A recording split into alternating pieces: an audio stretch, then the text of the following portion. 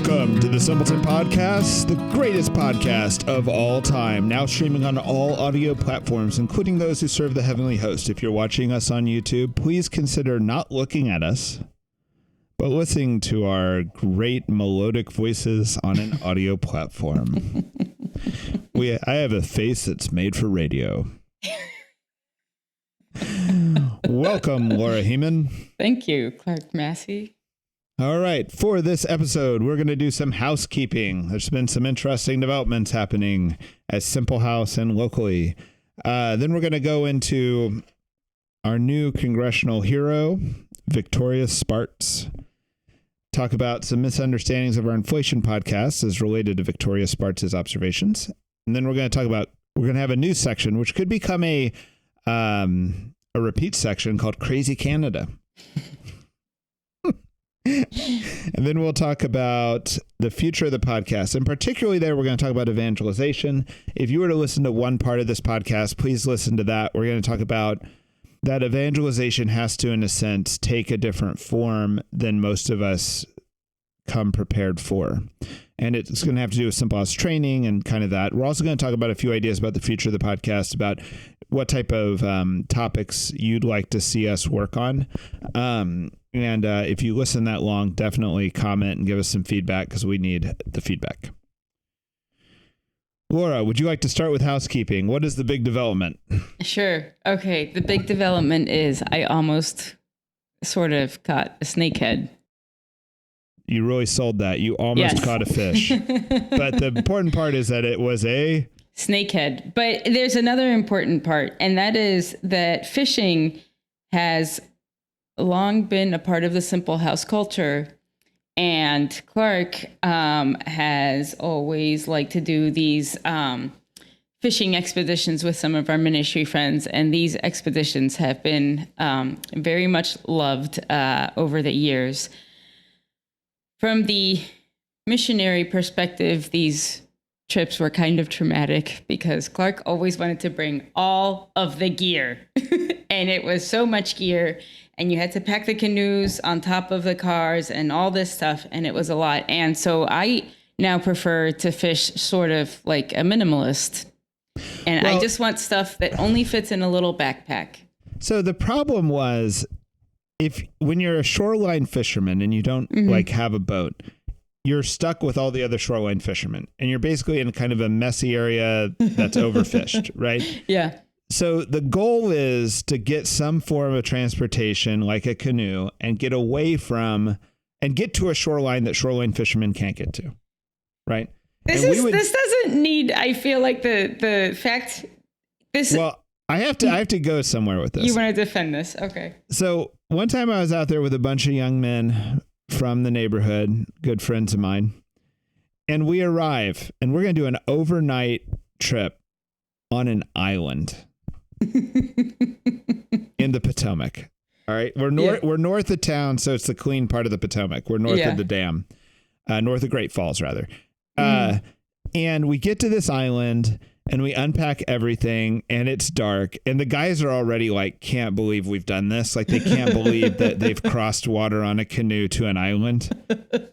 Like we've probably gone like maybe a quarter mile in the canoe, but it's just like, and it's also getting dark, right? So we got to like get our camp. And the problem I have is that you have to pitch your camp, but it's also like the golden fishing hour. Yeah. Right. And I am very upset to miss the golden hour, because that's my whole point is to get the golden hour. Right. Yeah. And turns out we forgot all the tent stakes. and these guys are staring at me like, I think there's like 3 of them. And they're like, never been camping in their life. And they're like, Clark, what are we going to do?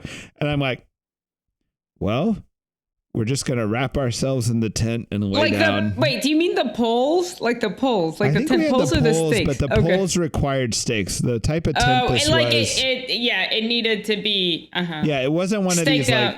Yeah, if you didn't have stakes, it couldn't stand up. Right. Mm-hmm. And they looked at me like I was the biggest, like I brought them out there to die, right? That we're just going to wrap ourselves in a tarp and sleep that night out on this island, And then Unbelievably so. They gathered big rock while I'm putting out the fishing poles because I refuse to miss the golden hour. They pitched that tent and use rocks. They get big rocks and the tent was not right, but it was like good enough that it was like a room to sleep in. You know, it was like one of these like 12-person tents, right? And they propped it up with big rocks holding down instead of stakes. And it was like amazing that they like had MacGyvered this. Yeah. You know? Yeah. And then all night long, it was the best fishing night of my life. And I was really like upset because like all night long bells are going off because I have these bells on the fishing poles and we're catching catfish. And so every time a bell goes off, I jump up like I can't believe it and run to a fishing pole. No one else can be bothered. So essentially no one cares about fishing as much as me, but we had a huge cooler of cool fish. And then in the morning it was like raining on us. And my husband went on this trip. Your husband was with us on this trip. And they had not brought anything because I also hadn't told them to bring it because as you can tell, this was poorly planned. They hadn't brought any gear to like go through the rain and they couldn't believe it. And Ryan took off his coat and gave it to one of these young men. Wow. And they could not believe Ryan did that. It was like such an act from the Bible, right? And they go, Ryan, you like the OG Christian.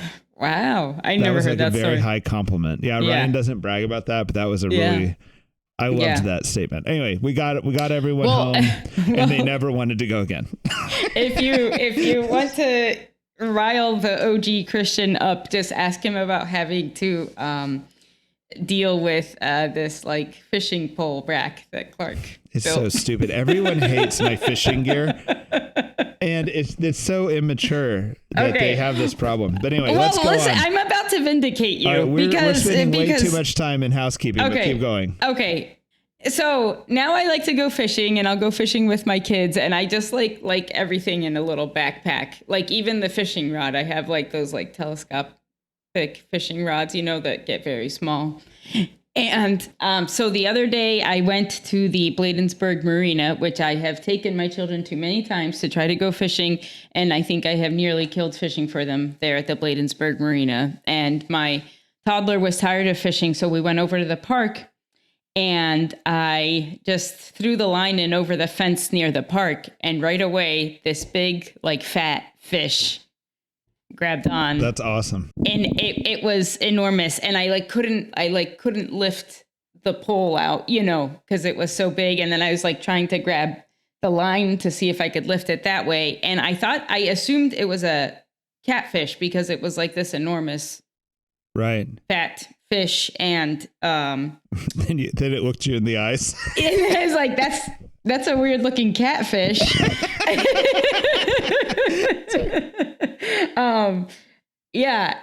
But there was a guy fishing down on the other end of the marina who had told me that he'd seen guys catch snakeheads there. And I was like, this is a snakehead. And so then I ran down to the other side of the marina to have him come help me. And what we really needed was a net. And alas. Oh, wow. So everything I did not worked. have a net. Yeah. Okay. So it wasn't just that you had poor poundage line or something like that. You just didn't have a net to pull it in. I mean, I had like the dinkiest little fishing pole you could use, but right? It didn't snap the pole. Get away. Yeah. Right? Oh, no. It was, I was able to like kind of,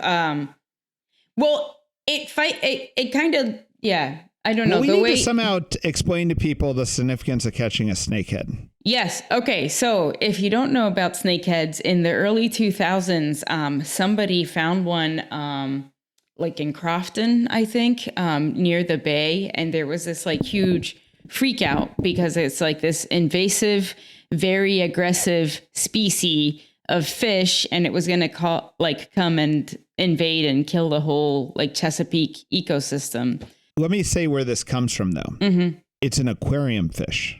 And it's an eaten fish, right? Yes, and it's a good type eating. Of fish that like it's like an Asian eating fish. So but like it's the type of fish that if you have an aquarium, you'd put like goldfish in, it would just go bum bum bum, and they'd all be gone, and it can eat like an amazing amount. You know? And so the problem is that enough people had released snakeheads from their aquarium that a breeding population got established, and when that was recognized, people went crazy. Well, but let me tell you this about snakeheads. They can crawl on land. And they have like they breathe through their gills in the water like normal fish, but they also can like gulp air through their mouths, and they can survive on land for like 4 days. So it's like you could find a snakehead in a little pond, but that didn't mean it was limited to that little pond, because it could crawl out of that pond into the neighboring pond. That is so pond. crazy. Yeah. And we have to add, so they also have like crazy teeth. They're just like little jaggedy teeth. Well, I mean, there's nothing else in our, like the bass don't have those teeth. Catfish don't have the teeth. The closest thing we'd have would be like a northern pike, which you guys don't even have in your area. Those guys have or a muskie. teeth. Yeah. They have pretty good teeth, but the snakehead have teeth like that. Yeah. Yeah. Yeah. So in the early 2000s, there were like multiple B movies that came out about snakeheads like eating up all the people, and so that was an exciting time for B movies. The snakehead terror is the one that comes to mind. The snakehead terror, which was also in the media at the time, now has gotten to the point that you're just catching snakeheads in your local pond. All right, let's get moving. What's else in Okay. All right. So Abigail Schrier has written a new book, and it is called Bad Therapy: Why the Kids Aren't Growing Up. And the book deals with a question I've been kind of mulling over my head. And she says, a single question motivates bad therapy. Why does a generation that received the most therapy, the most mental health diagnoses, and the most psychiatric medication also have the worst mental health? How did a generation raised so gently come to believe it had experienced debilitating trauma? And when faced with tasks teenagers a generation ago handled with ease, why are so many of today's young people falling apart? She did hours and hours and hours of interviews, and she concluded that a big part of the problem are the experts, like the mental health experts, psychologists, psychiatrists, etc.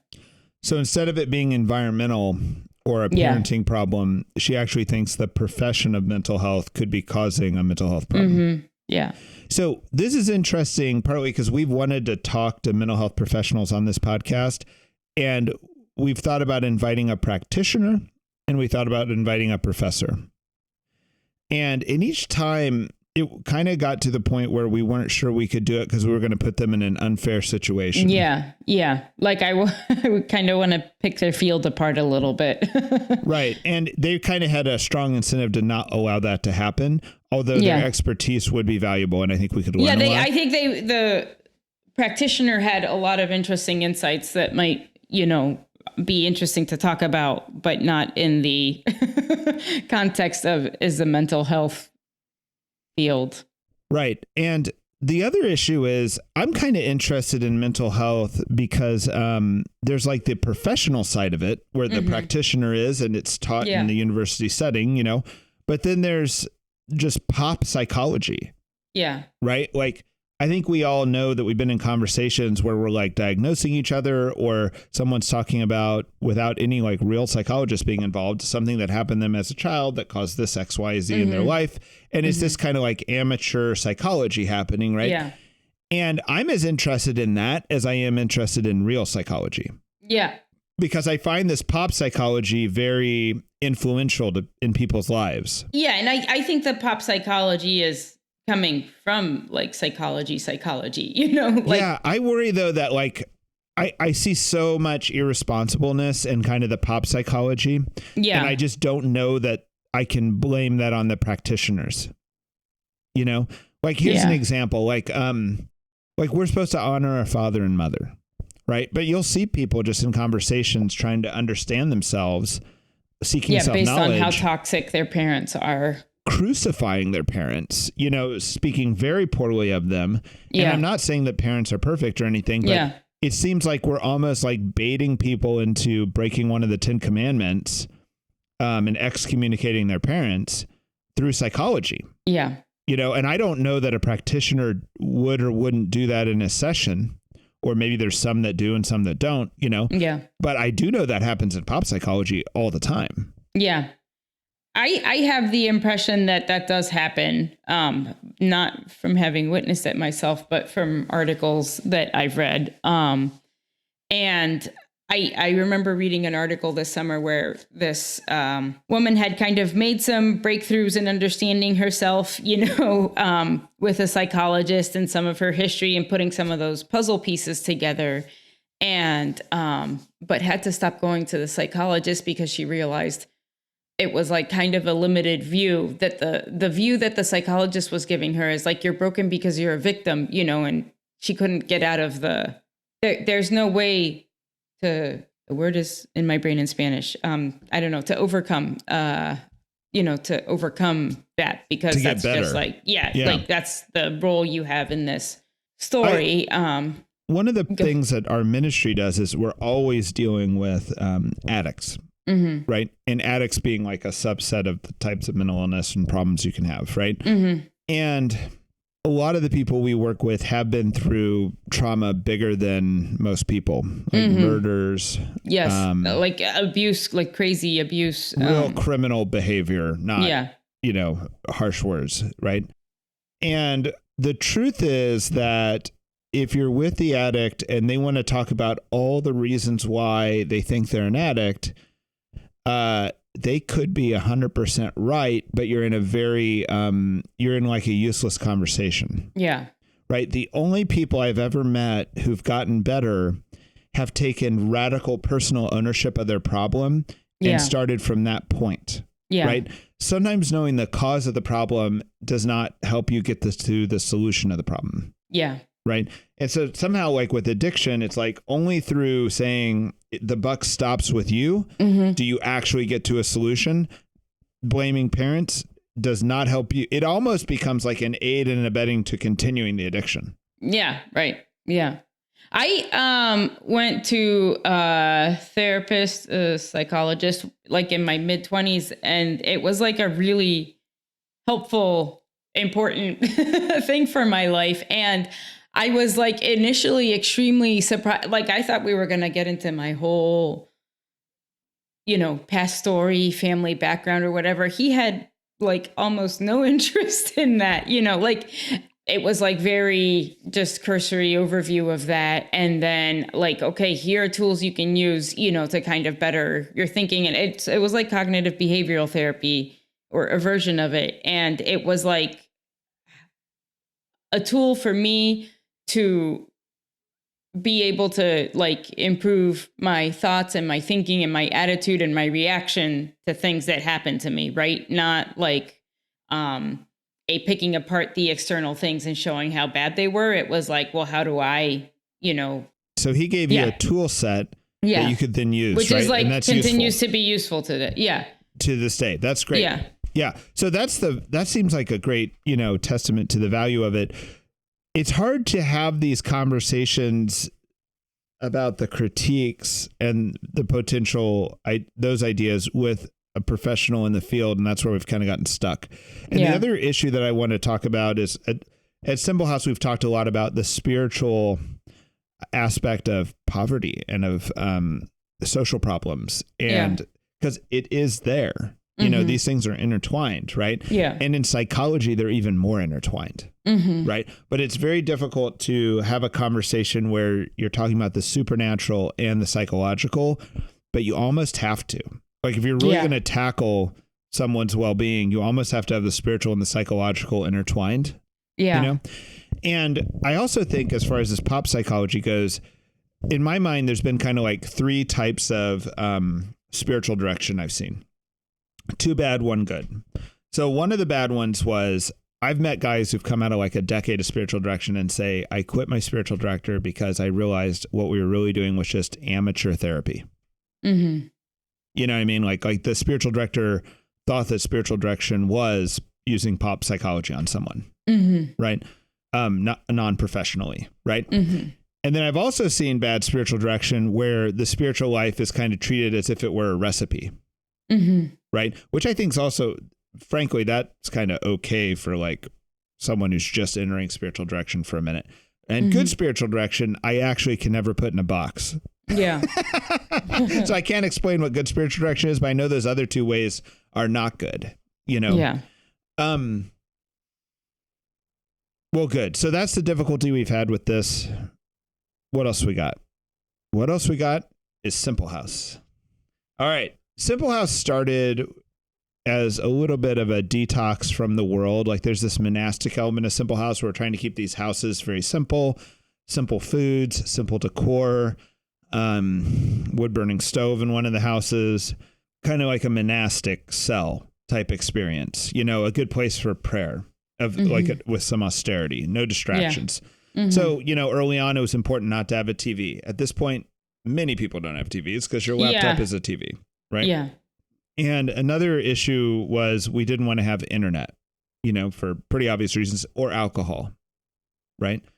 So over the years, though, since Simple House formed in 2003, smartphones have arisen, right? Mm-hmm. And it kind of became difficult or impossible to keep the internet out, unless you're going to take away someone's phone. Right. All right.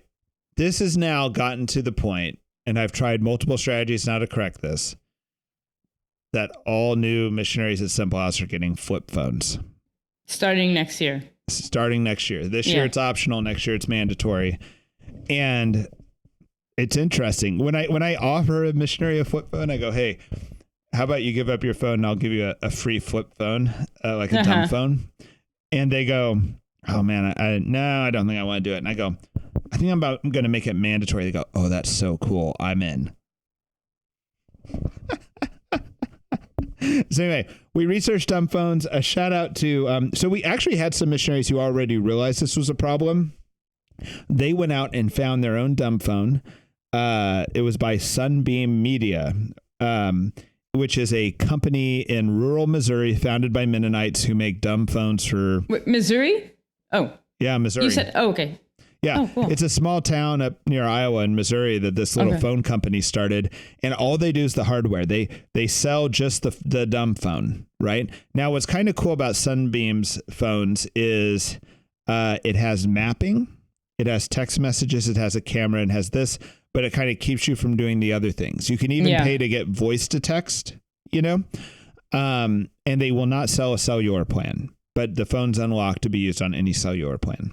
Okay. So that's our future. That's our solution to the problem. We're all going to get on Sunbeam Media. That's going to be the official Simple House phone.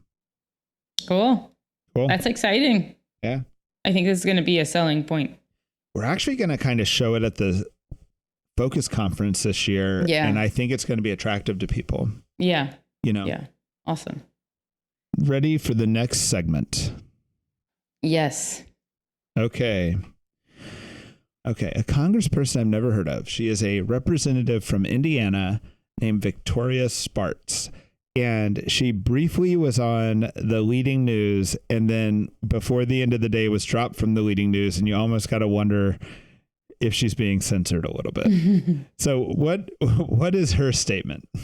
Okay, she said, I've done many very difficult things, being one woman standing many times with many very long hours and personal sacrifices. But there is a limitation to human capacity. If Congress does not pass a debt commission this year to move the needle on the crushing national debt and inflation, at least at the next debt ceiling increase at the end of 2024, I will not continue sacrificing my children for this circus with a complete absence of leadership, vision, and spine. I cannot save this republic alone. She also said, the debt is a very important national security issue, but unfortunately, Republicans didn't have the backbone to put it forward. All right. I love this. And this is very related to that inflation podcast we did where we're like, look, the debt is gone past a tipping point. The only solution would be like austerity measures, or we're just going to all suffer this enormous inflation period, while they print away the debt. Mm-hmm. This is the first person I've seen in mainstream politics who's going to war on it. And is like, it's either we solve this or I quit, Yeah. And I kind of think that that's the right attitude because I kind of think like even for us, like we can't solve it. Yeah. And she can't solve it, frankly, either, without a lot of help. it's almost like you have to just be like, okay, if this is not solvable, go back to what's important, which is your family, and figure out how to get your family through this. Yeah. You know, my immediate reaction was that like, this lady's really manning up, which just struck me as funny. Cause it's like in the 90s, if you'd be like, all right, this woman's really, you know, being like taking this thing, it would be like an affront to all the men that they need to be as brave as this woman is. Yeah. Right. Yeah. What are your thoughts on this? Well, I don't know. It's interesting. You say like, she can't solve this problem. We can't solve this problem, but she obviously cannot solve it alone, but who's going to solve this problem? Well, it's going to take like a group of people. Yeah. And it's going to have to be the legislature, probably with the cooperation of the president. Yeah. You know, and they're going to have to take it very seriously. And she's taking it so seriously, she's willing to end her political career on it. Yeah. You know, and it's going to take a lot of people surrounding someone like that, you know? Yeah. And what it reminds me of is like, I've often thought that I'm like a 2%er. Like if there's 100 people and a lie is being said, I'm not the 1 in 100 person who will stand up to the lie. But as soon as someone, I'm the second guy. if someone's brave enough to oppose 99, I'll be like, I'm with that guy. I'll die with that guy. But like, I'm not the first guy. And this woman is like the 1%er. She's like the ones putting her neck out and saying, this is it. Right. Yeah. And immediately it got media coverage, and then it immediately got kind of canceled out of the media coverage, as far as I could tell, as far as like headlines you were going to see. I had this like epiphany this past year. Like, it's like, I feel like I have a very full plate. Most moms feel like this, right? Like, and I was like, Ryan, we have to stop like wasting our energy on stuff that we think is stupid, you know? Right. Because there are like things that it's like, I'm saying up for this because I really believe in it. And then there's things like, I committed to this stupid thing. I don't want to be doing it. I don't believe in it. You know, why? Am I sacrificing, time away from my kids or sleep or whatever? And I feel like she's like, if we're not actually doing anything, if it's just a circus, why am I doing this? Right. And that also means that like, she really does. Oh, by the way, the other interesting thing about her is she's born in Ukraine. And part of the huge push here is like, you're not going to be giving money to Ukraine if you're addressing the national debt. Yeah. And so it's just interesting that someone born in Ukraine is taking that stance. Mm-hmm.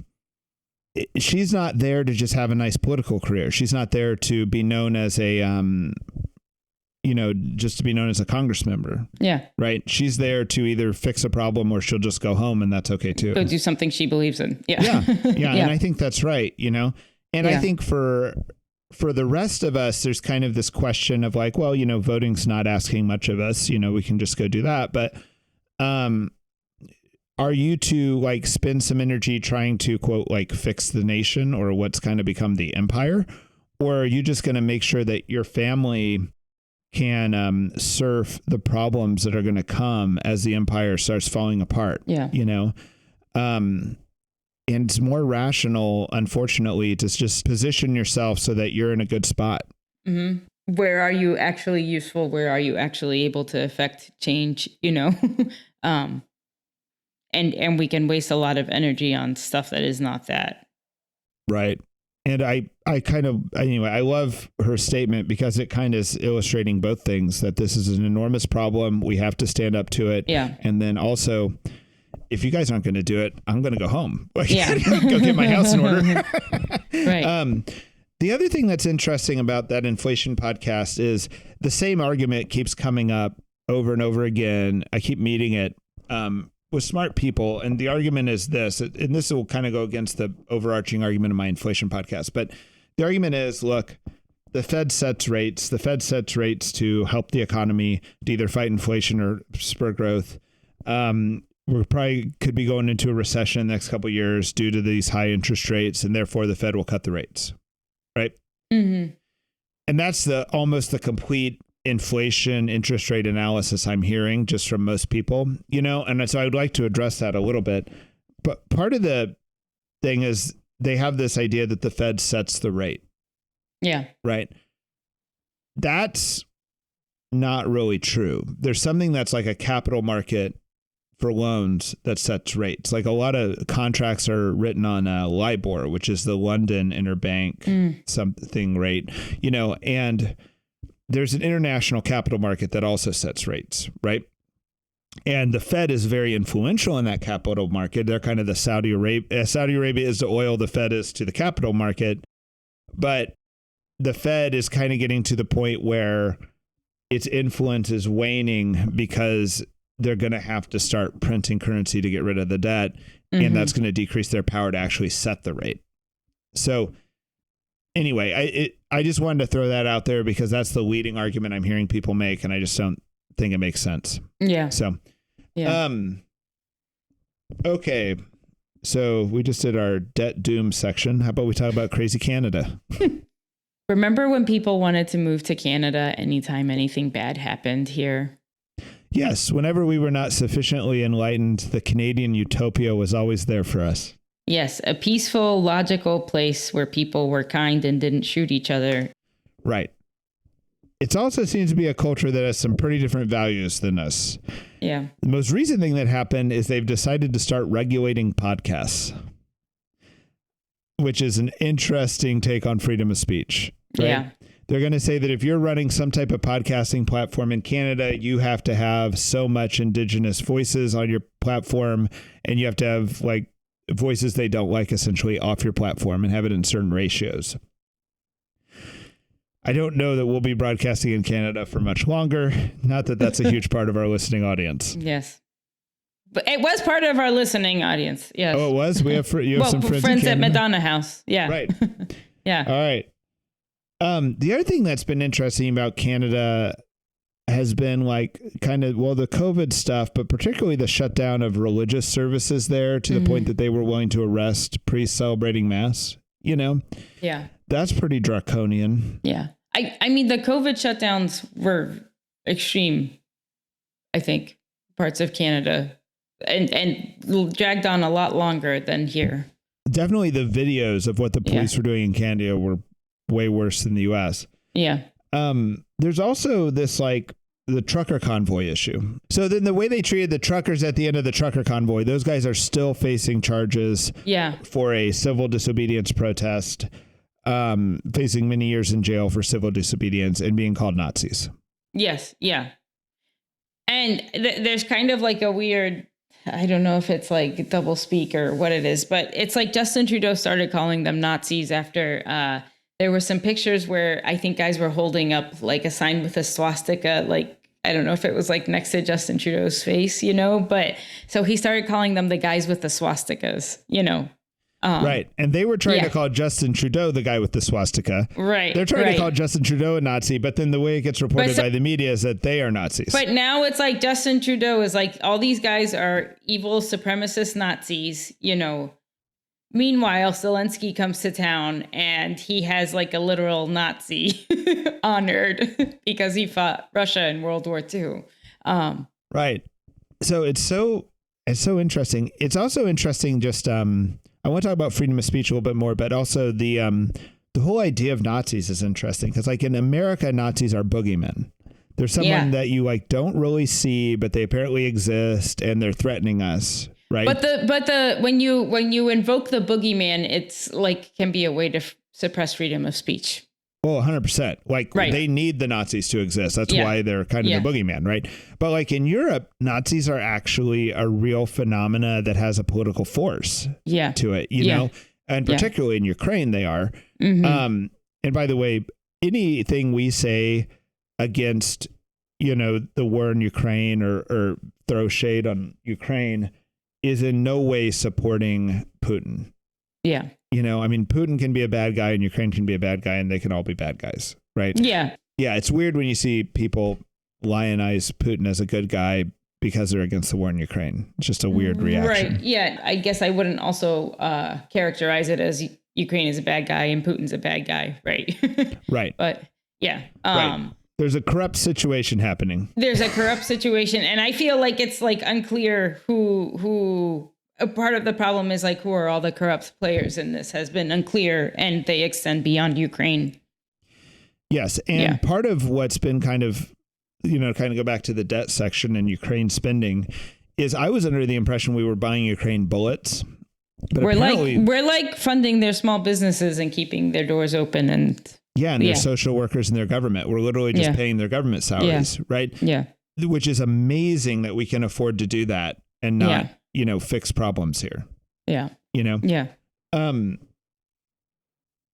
other thing that's going on with freedom of speech is, not only has Canada got these, we think of Canada and the UK as maybe the two countries, maybe Australia as countries that are similar to the US, right? Mm-hmm.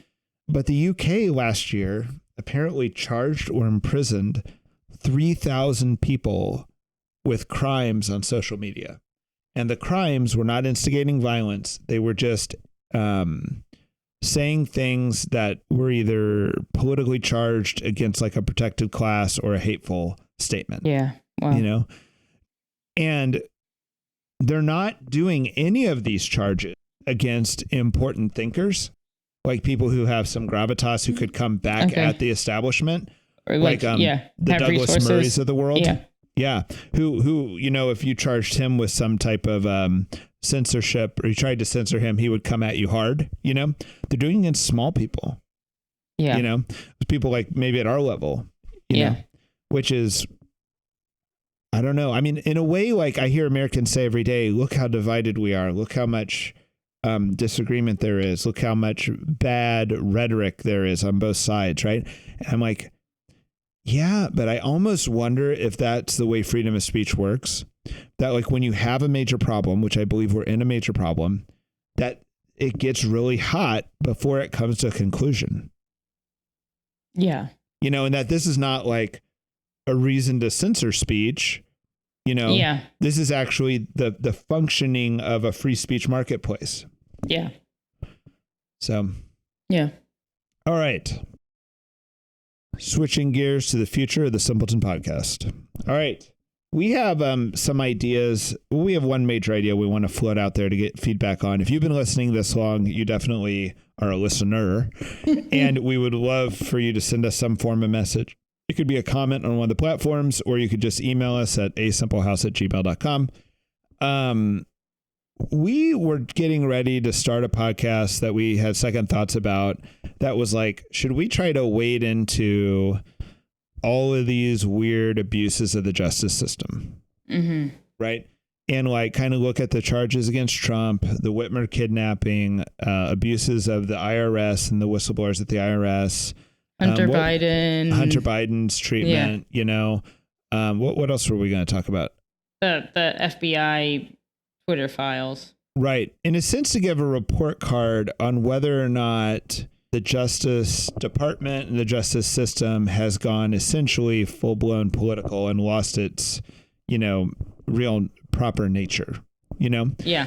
Now, in a way, why would you want Catholic commentators like Laura and I who, run a little ministry to ever want to comment on that? Mm-hmm. I have two thoughts on it. Like, one is that like when we got interested in AI, people found it useful because they just didn't have the time to sort through it. Yeah. And it was worth sorting through and worth building conclusions on. But, somebody needed to go read all that stuff. Mm-hmm. Right. So we'd be kind of doing a little service like that people might find useful.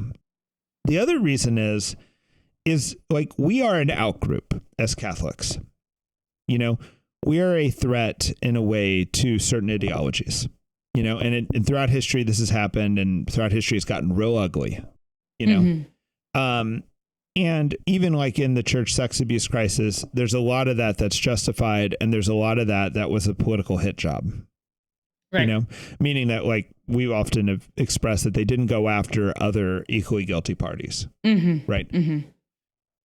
If the justice system is failing, like many justice systems of many countries in the whole world that have lost their partiality, become very partial and biased and things like this. Yeah. That's a useful thing to know if you're a Catholic, what you could expect and the treatment you could expect, because that's going to drive your behavior and drive your strategy. We even could have an expert guest on this if we wanted to. Mm. I met one of your friends out in DC who'd be a good guest.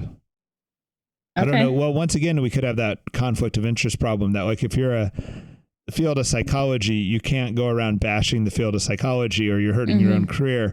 There might be problems with a lawyer coming out and saying that, you know, that the justice system in the U.S. is hopelessly broken, and then going into court and trying to win a case, you know. That'd be interesting to know, though. So please give us feedback if you want us to go down that road. Yeah. Kind of part of our State of the Union type address that we've been working on here. So, all right. Okay. The last thing. This is where we're getting back to the core of the podcast again. You know that we like, Laura and I talk about current events. A lot of this podcast was just that, and snakeheads. But evangelization is a huge part of Simple House. How you serve the poor is a huge part of Simple House. Those are the two core things, you know. Along that, maybe another core thing would just be developing people's spiritual lives, you know. And what Simple House has been doing every year when we get this new crop of missionaries coming in August is we have this training. And it often takes a couple years of training. Like missionaries who stay on for a couple years are the ones who get the most out of it. They just hear it the second time and it finally hits, right? Mm-hmm. And what we're trying to do there is get people from wherever they're coming from, which is some attitude they came with, to a different framing, you know, towards the issues of God and religion and love and evangelization. Right? So in a way, like if you even like test your own ideas of religion against the words of Christ, right? Yeah. If you think religion is about spreading theology or the catechism or about the church running such and such a way or liturgy or what, and then you just look at the words of Christ that he came with, it's like, that's just not what they're about. Yeah. Right? He's actually trying to make people break through into a new way of spiritually operating and thinking about their lives and their thankfulness and their God and their personal relationship. Right. And it's not that these other things aren't important, but they're not the core. Yeah. Well, I feel like people come here, and if you have these other ideas like kind of too deeply entrenched, you will just break. Right. And people do. And it's like kind of a good thing. Right. Like you said, the word breakthrough. But there's like the breaking part. Yeah. I guess what I'm saying is that Jesus is a reframer, right? Like when he's doing the Sermon on the Mount, it's such a strange sermon. Yeah. You know, he's not just saying, hey, follow the 10 Commandments, or these are the sacraments that you need to be doing. It's this really strange sermon where he's trying to get people into a whole different vision of reality, right? Of reevaluating their values, right? Yeah. And I think that that's the ultimate persuasion, is not actually winning a logical argument, that's not how most people are persuaded. It's by reframing the way they think about things, like giving them that new tool set, like the cognitive behavioral therapy gives you a new tool set in which to view your own thoughts and work on. Am I right in saying that? Yeah. Yes. Yeah. Right. And those are the most impactful things. It's not that you just prove to someone logically something's true. You actually reframe the problem. Right. Yeah. So with evangelization, what we find is people walk in our door with different like attitudes towards evangelization that are almost like their presumption of what it is and why they came. Like one would be, I believe in radical conversion. I want to like evangelize people so they have this like conversion. So I'm like talking to some guy who's addicted to crack and he's going to like fall over and convert and not be addicted to crack. For some reason, that idea is like in the water that people think that, right? Other people think that I know what it is to be a good moral person or a good worshipful person who takes sacraments, like in a sense, like does these rules and this like idea, and I'm going to get as many other people there as possible. Yeah. Right. Another idea would be that it's all about heaven and hell. I need to save these people from hell and bring them to heaven. Yeah. Right. So those three attitudes are kind of like evangelization attitudes that you can have. Yeah. None of those attitudes really fit with the words of Christ. You know, so the point is somehow not only do we want to give someone a tool set for evangelization in the Simple House training, we have to break their minds into a whole new way of thinking about what the purpose is. Yeah. You know, I was thinking about this. I think this evangelization thing will be the interesting thing, and that's what we should spend time on in the podcast. But I was also thinking this about like church, right? Like say some things about that we think about church, like the Catholic Church, right? You tend to think of it as a great hierarchical structure. Yeah. You know, you tend to think of it as the thing that should be like the best thing in the world. It's the bride of Christ. It's the body of Christ, right? And that would lead you to think that it should be really great, that it won't have problems, that blah, blah, blah, right? And the hierarchical structure would not make you think that it's like this interesting ecosystem of like grassroots organizations and little old ladies. And, you know, like you think of it as like a top down thing that's going to be ruling, as opposed to this like unbelievable like ecosystem of Christ and the salt of the earth and yeast, right? But if you were to actually just go back to the beginning and say, what is the most rational way to view church? I think you'd have to think, well, who killed Christ? Wasn't the Romans, the powerful of the day. It wasn't the poor and the rabble. It was the Sadducees and the Pharisees. It was the church of the day killed Christ, right? They killed Christ because he kind of broke them. Yeah. Right. He was so loving and had such a loving message of God that it was more loving than they had built their religion to accommodate. Right. And it was easier to try to get rid of him and hope it wasn't true than to engage him. And that's why they killed him. Right. And he's coming even to the point he's forgiving those people. Right. And then what would be the next thing you'd think about church? You'd think about the Acts of the Apostles. You'd think about the letters Paul wrote to all the churches, where all these churches are having problems. And then you could also look at the book of Revelation, where it like St. John like highlights the 7 churches, and they all have like, he says 2 bad things and 1 good thing about each one. And when as a reader, you read it and you go, damn, every time he says the bad things. And it's like, if that was where you came from thinking about church, you'd expect our church to have a lot of problems. Yeah. You know, none of this would be surprising. An unjust firing or someone playing petty politics wouldn't be like shocking in a sense. That would just be your like priors. Yeah. Right. You know, but it's still holy. It's still perfect. Yeah. It still is the bride of Christ. It still is the body of Christ. And that's where, in a sense, like the reframing needs to happen and all the work is, you know? So anyway, that's where we're thinking about going with this podcast, is kind of going through the Simple House training a little bit on evangelization. Yeah. I'm looking forward to it. I love the manual. So. Like, subscribe, comment, particularly if you're a YouTube person, because that's our main like getter of new listeners. But if you are on YouTube, please consider listening to us on audio platforms while you're driving around. Hey, I found one more thing I want to mention. I found out that like in the 19th century, when people had really boring factory jobs, the factory workers would get around and interview people to become readers. And the factory workers would chip in a few cents a month each and hire a guy to read the newspaper while they worked, or read like Moby Dick or classics. Wow. And there's pictures of these like professional readers, and they're known for like being like, you know, the more entertaining you can be and help the day go by, the better. Yeah. And that was a real profession until that's cool. Yeah, until radio. So before there was audiobooks and before there was podcasts, audio person. Yes. You had to hire a guy to talk to you while you worked. Yeah. All right. God bless. Talk to you later. All right. See ya. Bye. All right. Peace out. Bye.